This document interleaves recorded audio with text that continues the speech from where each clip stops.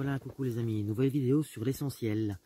La seule et unique chose dont je ne peux pas me passer dans les circonstances de vie que je vis, c'est un couteau. Un bête couteau, tout simple, pas très grand, mais efficace. Ça permet toute une série de choses.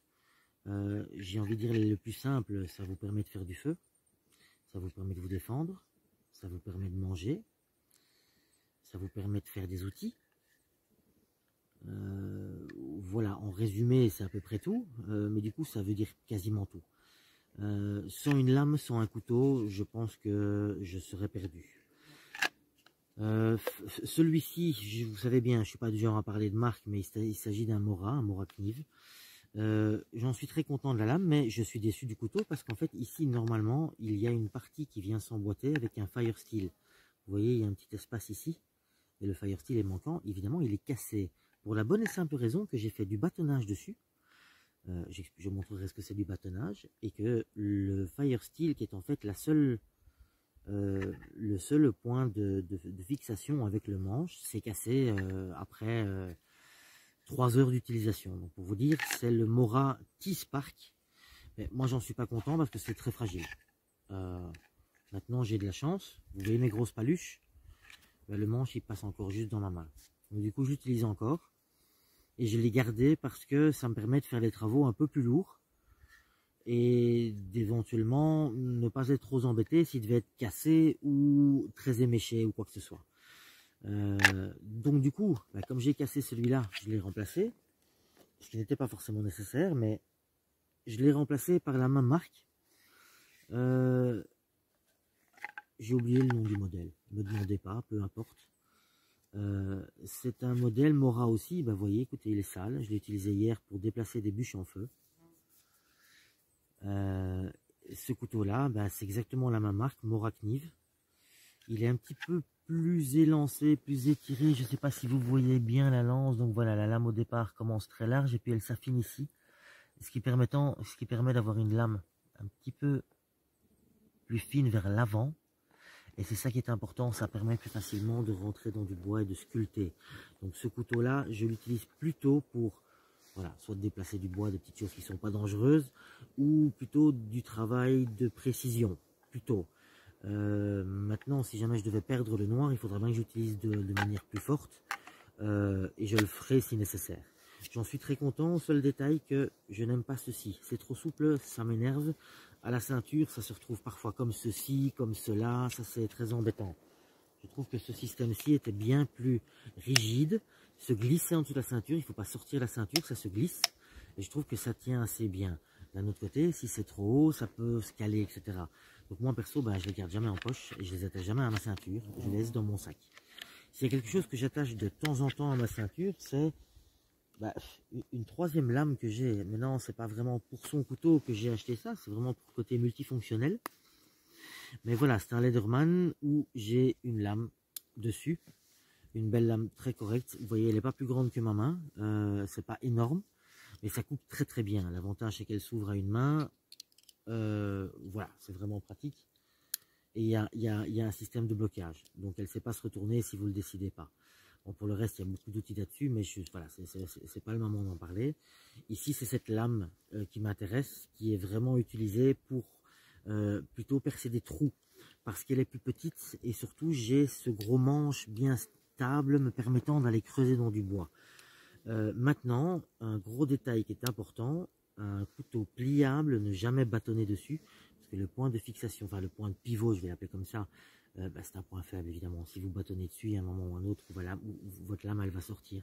Donc c'est vraiment à utiliser pour des travaux plus précis. Donc voilà, moi j'ai 3 couteaux, ce qui est plus que suffisant. Avec un, j'aurais même assez. Mais alors donc voilà, ceci, je l'avais acheté en premier, j'en suis très content, mais le manche a cassé. Et je l'utilise plutôt pour le hard, le gros bâtonnage, si je dois vraiment faire des trous, des encoches, etc. Je vous ferai des démonstrations ici plus tard dans la vidéo. Mais ça, c'est plutôt le couteau. Donc vous verrez, quand je fais des grosses choses, ce sera plutôt le noir. quand je fais des choses qui sont plutôt de la sculpture, plutôt des feather sticks, comme je l'ai déjà montré dans d'autres vidéos, ben, je vais plutôt utiliser celui-là, en tout cas à l'avenir, parce qu'en général, j'avais plutôt dans le sac celui-là.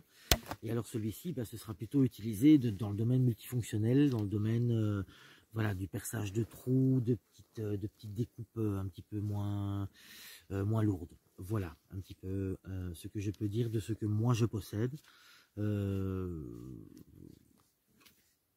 Voilà, si, encore un gros avantage de ce couteau-là, c'est le même dans ce cas-là, mais je vais le démontrer sur le noir parce que la lame est rectiligne, c'est toujours la même.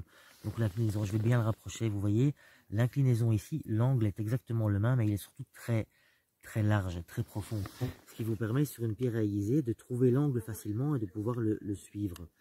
Donc ce couteau a vraiment un très bon tranchant, une bonne rentrée dans le bois en fonction de l'inclinaison que vous mettez, donc c'est vraiment très bien. Moi je l'ai bien en main, même s'il est plus court, mais je l'ai vraiment bien en main, et en plus il est facile à aiguiser.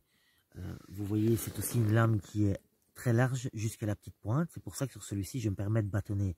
Bon, maintenant le manche n'a pas survécu, mais en tout cas la lame n'y voit aucun inconvénient, vous pouvez taper dessus comme un malade, il n'y a pas de problème. Voilà ce que je peux dire sur le couteau. Maintenant, place aux démonstrations. Le plus simple, c'est l'écorçage de branches ou de bois en général, utile pour n'importe quelle fabrication d'outils. Enlever l'écorce permet de pouvoir durcir le bois après dans le feu sans qu'il prenne feu tout de suite justement. Donc perso, c'est très simple. Moi je prends le verre dans ce cas-ci parce que c'est une petite branche. Vous passez en horizontal le plus plat possible. Et vous écorcez, hein. C'est aussi simple que ça. Vous voyez les copeaux qui partent, qui sont à récupérer pour le feu si vous le désirez. Avec la bâche, comme je l'ai déjà mis dans d'autres cas. Ici, ma bâche est occupée à sécher, hein. Je suis toujours dans le même endroit que la vidéo précédente. Et donc, personnellement, voilà, je passe à l'horizontale et je récupère le plus d'écorce possible. Ça vous permet également de récupérer toutes les petites irrégularités du bois.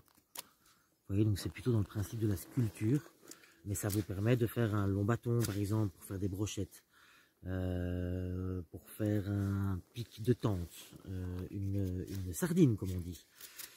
Voilà, c'est une des activités premières du couteau, c'est de pouvoir écorcer les branches et de sculpter les branches dans la forme que vous désirez. En ce qui me concerne ici, il suffit je vais vous montrer. Je coupe bien en pic.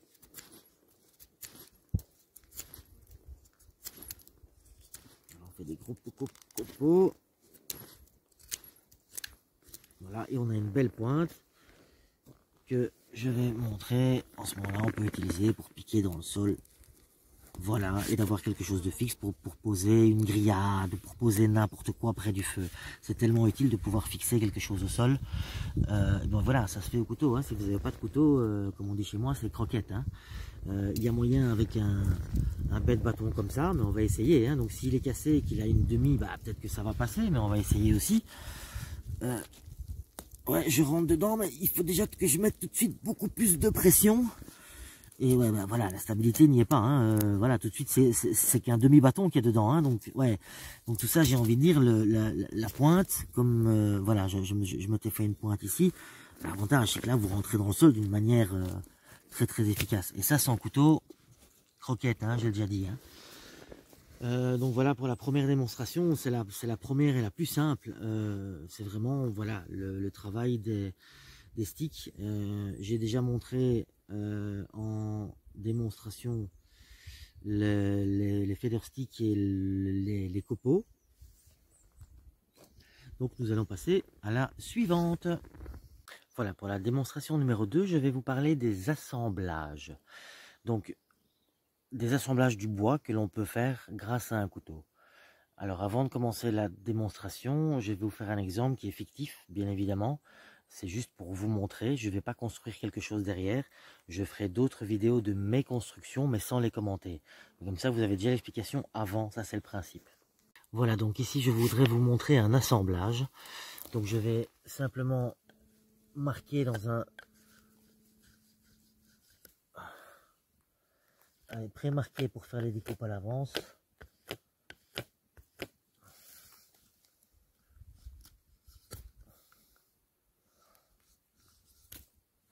Voilà. Ensuite on met celui-là dessus et on l'avait mis comme ça. Voilà, on respecte bien le sens. C'est toujours de l'à peu près. Ici on est à l'extérieur de notre bushcraft. Hein.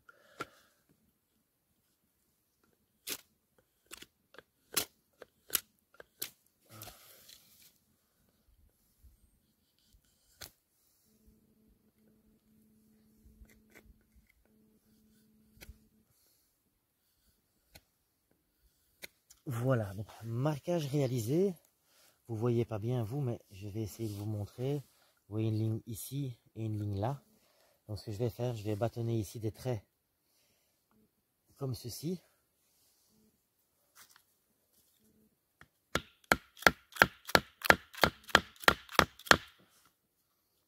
Voilà, un trait en face.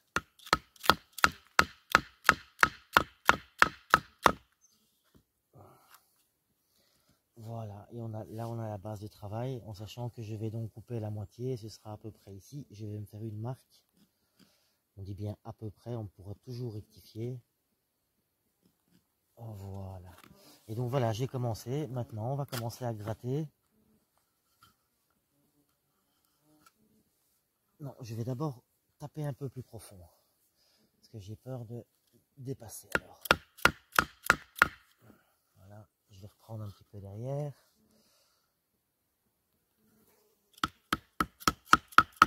En essayant de rester bien sur la même ligne.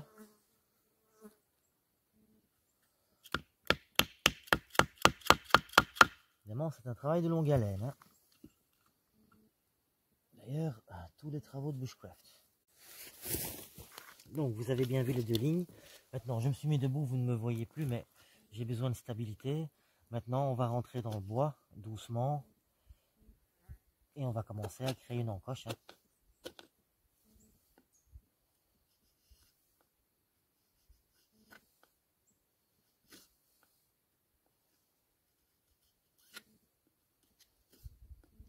Vous voyez, je tire vers moi, mais je fais très attention de ne pas monter haut. Je mets assez peu de force, mais c'est pour tracer la fin de l'encoche. Hein.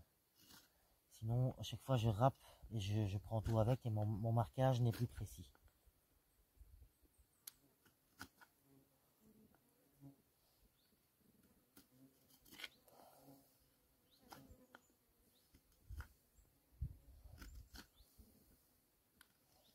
Voilà, quand je serai un peu plus profond, je pourrai commencer à bâtonner.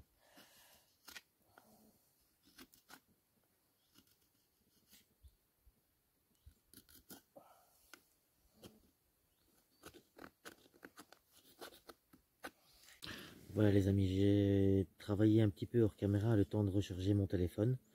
Bon, j'ai pas avancé beaucoup parce qu'évidemment c'est un travail de longue haleine, je me répète. Mais bon voilà, j'ai retapé plusieurs fois en grattant un petit peu. Maintenant j'ai une meilleure assise sur mes bords, donc je peux aller plus profondément. Donc ce que je fais maintenant, c'est que je creuse vraiment les bords à cet endroit-là. Pas plus large, c'est pas la peine. Ce que je veux dire plus large, c'est pas la peine de venir ici creuser. On peut vraiment aller au bord. Parce que le centre, on l'enlèvera quasiment en une fois, vous verrez tout de suite. Mais ici, donc le but, c'est vraiment creuser les bords en gardant cette fameuse ligne. Hein. Et donc je creuse, je creuse, je creuse. Et puis, quand c'est nécessaire, hein, si vous allez le voir, quand c'est nécessaire, je me remets là et je tape un petit peu en faisant tourner pour que je garde bien ma ligne. Voilà. On voit que la ligne est de nouveau plus percée. Enfin, vous voyez pas bien, mais moi, je vois mieux en tout cas. Et puis, je recommence. Je creuse là jusqu'à la profondeur où j'ai tapé.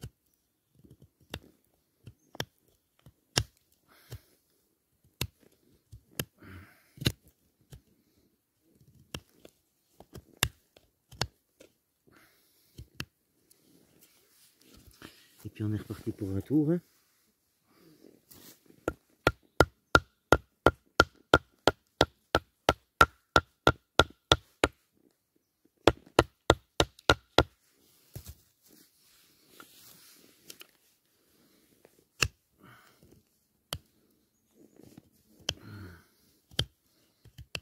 Il est vraiment très très dur ce bois.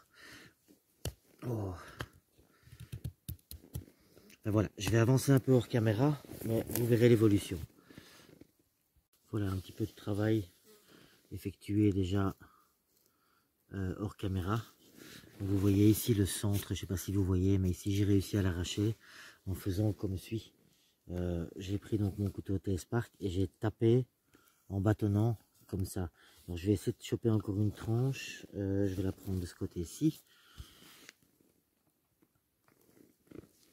Sécuriser avec le pied la branche un maximum, éventuellement même avec l'autre. Mais là, je la mets dans une autre position qui me gêne un petit peu. Je rétablis, voilà.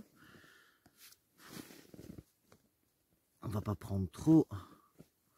Voilà. Où est-ce qu'il est mon marteau? Il est là.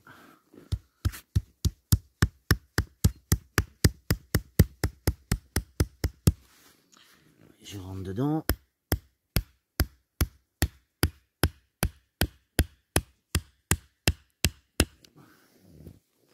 Vous voyez, ma lame est complètement passée. Mais la fibre ne lâche pas à cause du fait que j'ai pas coupé assez loin. Donc ça, c'est un peu ma faute. J'ai été trop vite. Mais comme c'est pour la démonstration, pour vous montrer, c'était la raison.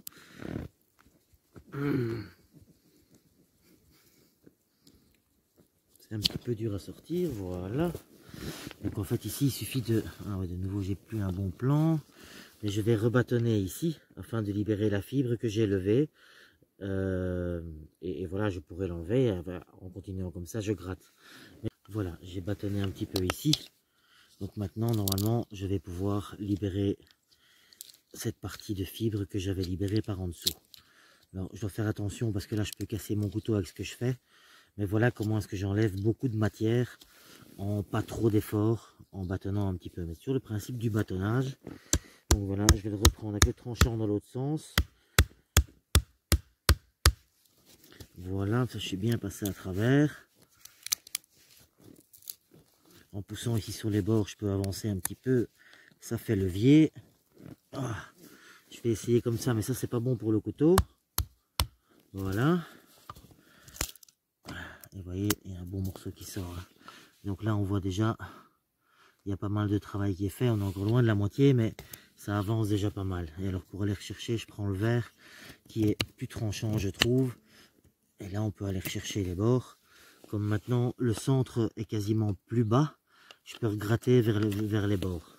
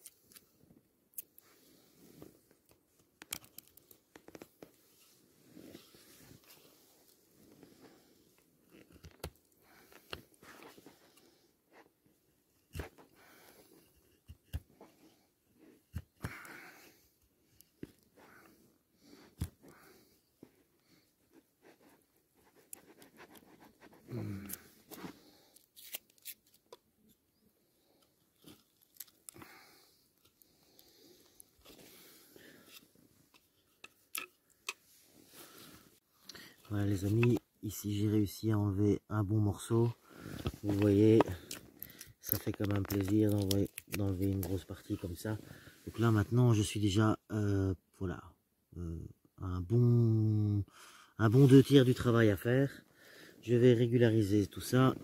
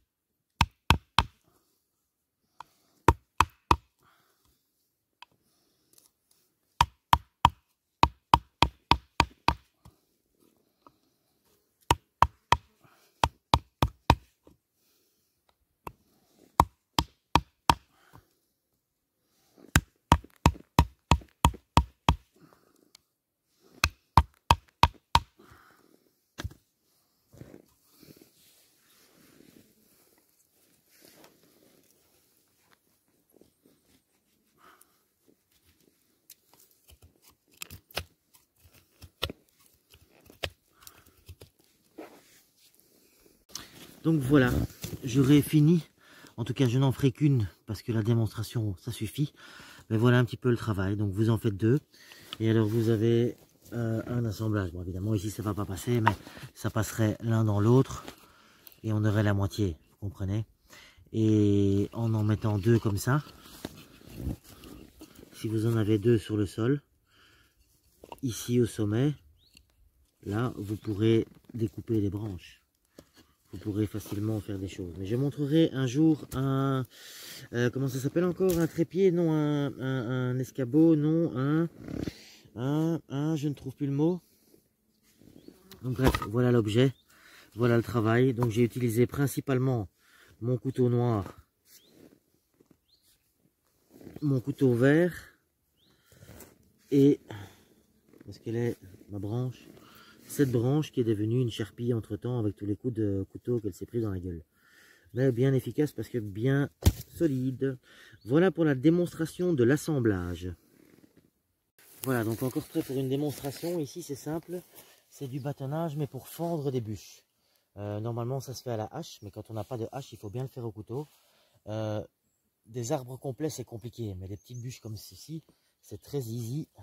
On met le couteau au-dessus, on tape. Et dès qu'on rentre dedans, on tape sur la pointe. Hop. Voilà. Et on a fendu une bûche. Et on peut fendre et refendre tant qu'on fait comme ça. Avec un peu de stabilité, bien sûr. C'est toujours le problème.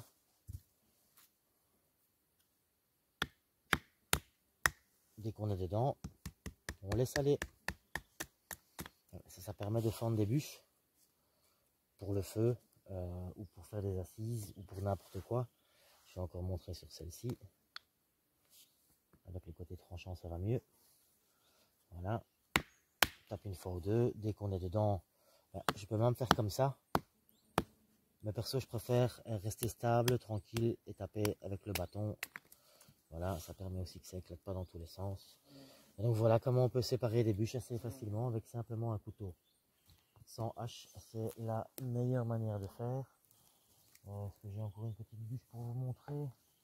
Oh oui, ceci, tiens, ça peut... Et encore, vous voyez, c'est tordu, machin, mais aucun problème. On se met là où on peut, on tape. Voilà, je suis un peu parti en diagonale, donc du coup, c'est plus compliqué, c'est pas grave. Je redresse.